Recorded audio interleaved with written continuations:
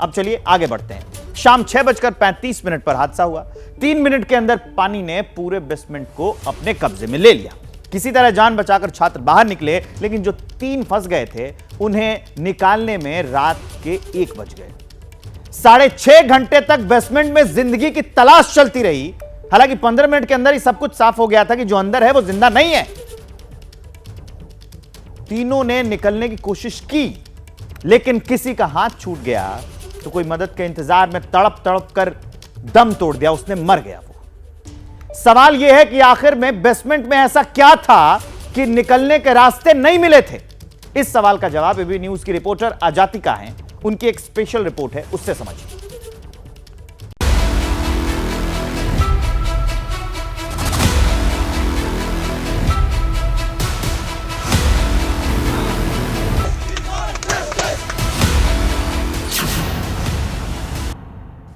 जब coaching centre में हुआ पानी का प्रहार,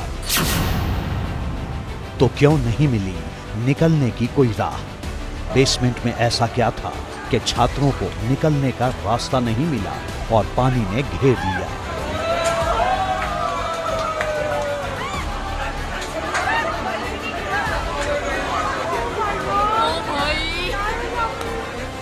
इन सवालों का जवाब हादसे के बाद से हर कोई तलाश रहा है। एबीपी न्यूज की टीम इसे समझने के लिए बेसमेंट में ही बनी मंजिल लाइब्रेरी पहुंची। ये तस्वीरें दिखाने के लिए मैं आपको यहाँ लेकर आई हूँ। ये एक लाइब्रेरी है और लाइब्रेरी का नाम जो है वो बाहर लिखा हुआ है मंजिल। मंजिल लाइब्रेरी है, दिखाई दे रही है, बेसमेंट में बनी हुई है। और देखिए छोटे छोटे से ये केबिन्स बने हुए हैं और इनके साथ में ये लाइब्रेरी चलती है। कहीं पर कोई निकास नहीं है, यानी जिस दरवाजे से हम आए थे केवल एक वही एंट्री पॉइंट था। बाकी सारी किताबें आपको दिखाई देंगी। यहाँ पर बच्चे बैठ के पढ़ाई करते हैं। जगह जगह पर यहाँ पर वॉच, देखिए ये ऐसी जो वॉच हैं, क्लॉक्स हैं, वो दिखाई देंगी। बच्चों की किताबें जो हैं वो दिखाई देंगी। ऐसी ही लाइब्रेरी जानकारी के मुताबिक राव इंस्टीट्यूट की भी थी, जहां पर बच्चे बैठकर पढ़ रहे थे। और देखिए कितने कंजेस्टेड है, यानी दोनों कुर्सियां कितनी आसपास मिल रही हैं। यहाँ पर कितनी लोगों के बैठने की जगह है, नहीं है, वो आप देख लीजिए। और दरवाजा हमें एक ही दिखाई दे रहा है, यानी एग्जिट यहाँ पर नहीं है, केवल एक ही वहां पर एग्जिट है। और कितना यहाँ पर कंजेशन है, चलने की जगह नहीं है। जरा सोचिए, अगर राव कोचिंग सेंटर की तरह मंजिल लाइब्रेरी में सैलाब आ जाए तो छात्र कैसे बचेंगे। इस कमरे से बाहर निकलना कितना मुश्किल होगा। अगर कोई फंस गया तो ऐसी जगहों पर बचाने कौन आएगा। आप स्टूडेंट हैं? As member of this library, देखिए सुप्रीम कोर्ट का आदेश ये कहता है कि एटलीस्ट 2 एंट्री एग्जिट हो, यहाँ पर इतने कंजेशन ना हो। यहाँ पर इतने स्टूडेंट्स के लिए जगह तो नहीं है ना, यहाँ पर खिड़की है, ये बेसमेंट है, पार्किंग है और इतने स्टूडेंट्स यहाँ पर भरे हुए रहते हैं। यहाँ पर कोई हादसा यहाँ भी हो सकता है जैसे वहां पर हो गया। तो क्या यहाँ पर निकासी है पानी की? क्या यहाँ अगर आग लग जाए तो उसके लिए एनओसी है? ये वो सवाल है या नहीं जो आपके मन में भी नहीं है? मैम ये आपकी बात सही है, मैं इस बात को मानता हूँ। As a member of this library हमको ओनर ने बताया गया है कि हमारी जो ये लाइब्रेरी है भत्रा मेडिकल करके है, आपको दिक्कत है, क्योंकि उसके फर्स्ट फ्लोर पे हम लाइब्रेरी शिफ्ट कर रहे हैं। राव कोचिंग इंस्टीट्यूट के साथ बनी इमारतों के बेसमेंट में ऐसे ही छात्रों को खतरे में डालकर पढ़ाई करवाई जाती है।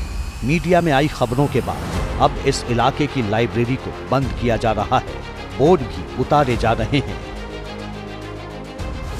बेसमेंट में ऐसी लाइब्रेरीज चल रही हैं, ना सिर्फ राव इंस्टीट्यूट, ये आप बाकी इंस्टीट्यूट की भी तस्वीरें हम आपको रिपोर्ट के जरिए दिखा रहे हैं।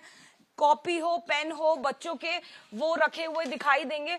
और देखिए यहाँ पर आपको स्टूडेंट्स के नोट्स दिखाई देंगे।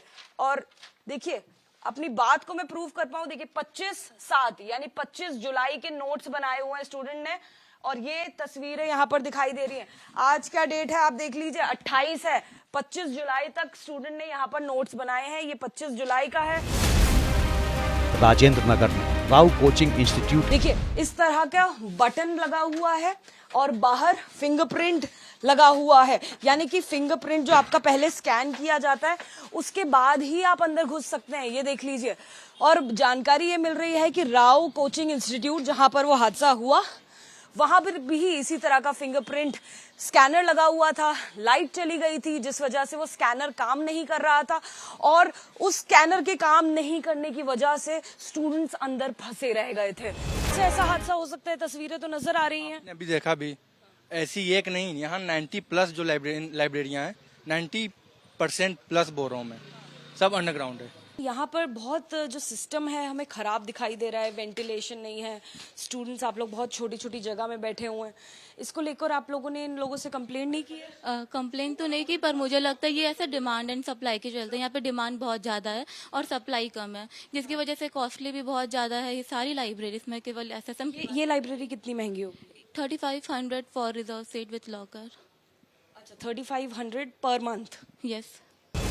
एसी और वाईफाई जैसी छोटी मोटी सुविधाओं का लालच देकर यहाँ छात्रों को मौत के मुंह में लाया जाता है। जरा सोचिए, अगर यहाँ पर आग लग जाए या कोई दुर्घटना घट जाए तो कितने बच्चों की जान खतरे में पड़ जाएगी। कमिश्नर एमसीडी को एक लेटर लिखा है।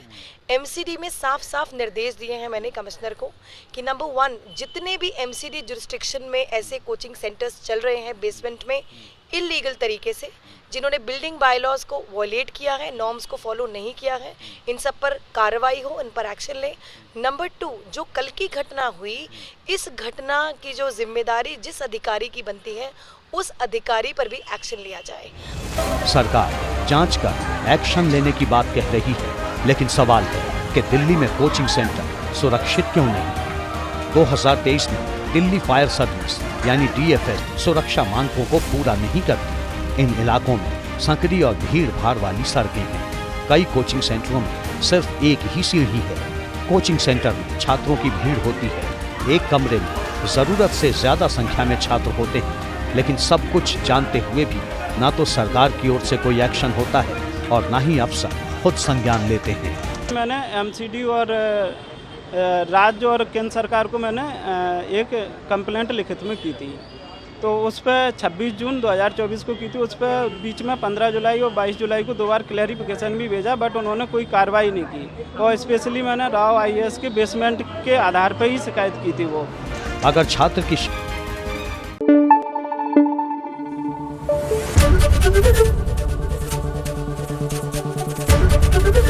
ABP न्यूज़ आपको रखे आगे।